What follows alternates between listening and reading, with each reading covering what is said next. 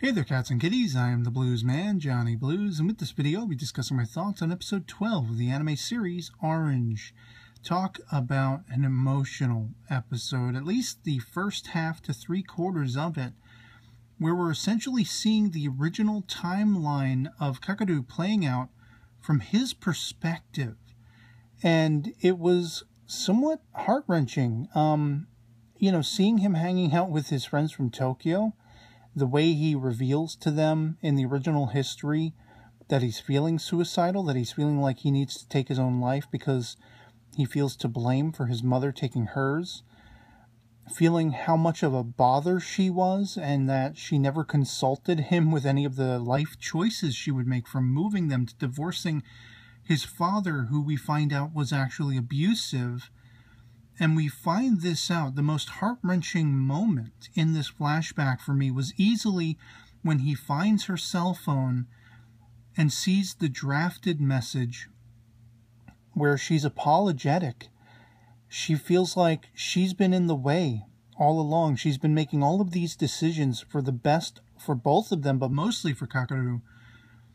From not wanting him to be bullied in school, thus why they moved, from not wanting him to suffer abuses from his father, divorcing him, all of the things she was motivated to do, not wanting him to partake in the school clubs because he might get hurt, whether emotionally or physically.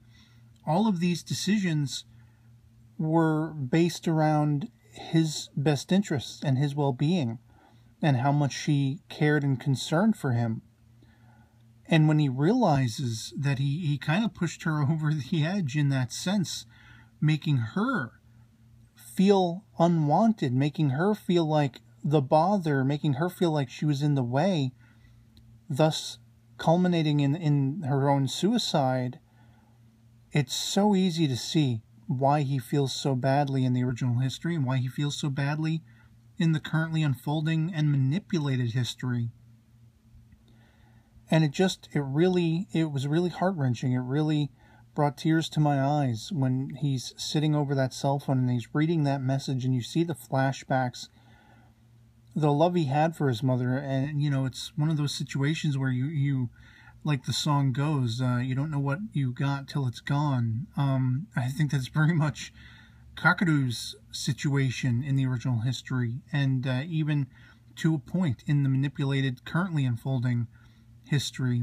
And it was really interesting to follow up with the future incarnations of these characters, to learn through Naho's voiceover that they really haven't spent much time together. They all kind of went their own ways. They have busy lives, whether through work or whatever.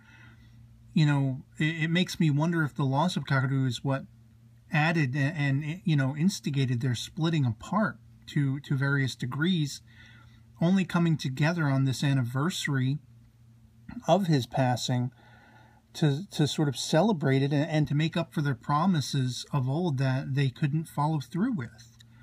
And this is really where the turning of the tide comes for these characters, where they're talking about the potential existence of black holes in the world. You think of the Bermuda Triangle, where planes and ships have gone missing and things of that nature. There's been a lot of great sci-fi, fantasy-esque stories, considering that. World War II airplanes showing up in, the 2200s in the future or in the past, all this kind of weird stuff.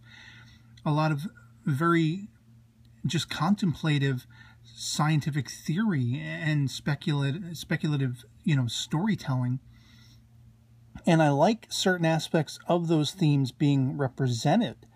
This answers how they must have gotten those letters to go back in time, in a sense, or to trip over to another world and reach all of their past selves 10 years hence.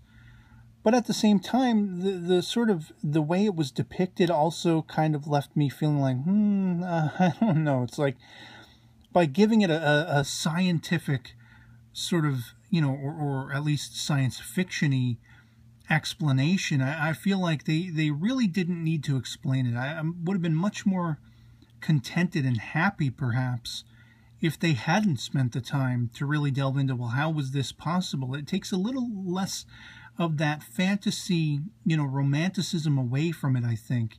and how emotional the story can be, and, you know, still seeing Naho in the present day trying her best to bridge that gap, to not let that divide widen as the letter requests of her from the future. I mean, it still tugs at my heartstrings. I still feel for these characters, but I almost feel like putting an answer to why this is all happening, how this has all been possible. Just sort of, you know, it deadens the emotional impact a little bit. The romanticism about what if we could change the past? What if we could communicate with our past selves? What could we influence for better or worse? And so yeah, I mean, this was definitely an intriguing episode, a heart-wrenching episode for all of the, you know, going over what Kakaru was going through in the original history, touchstoning what he's probably still holding over in the currently unfolding situation, and seeing Naho still trying to be there for him. But again, that technical aspect, that sci-fi sort of fantasy aspect of black holes and communicating through the past, I mean, it's said and done. It's a done thing. That's how the series began. They got, you know, Naho got her letter and the other characters got their letters. So it is something that exists, and I guess they have to sort of explain it. But I might have been a little bit happier if they hadn't had to go into too much science fiction theory, which I know kind of contradicts what I said the last time this was brought up. I think if they had only had left it where the teacher was talking about the possibilities of these things, and some of the characters talked about the possibilities, rather than saying this is absolutely the way it happened, it might have been a little more resonating than having the brass tacks, here's how it took effect, here's how they were able to manage it, having that answer thrust forward.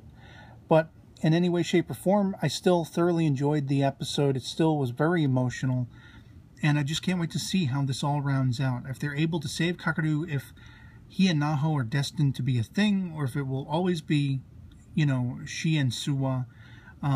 I would love to see these characters still be this closely knit, as apparently they were not in the original history, which motivated them to want to try to save him and change their own pasts.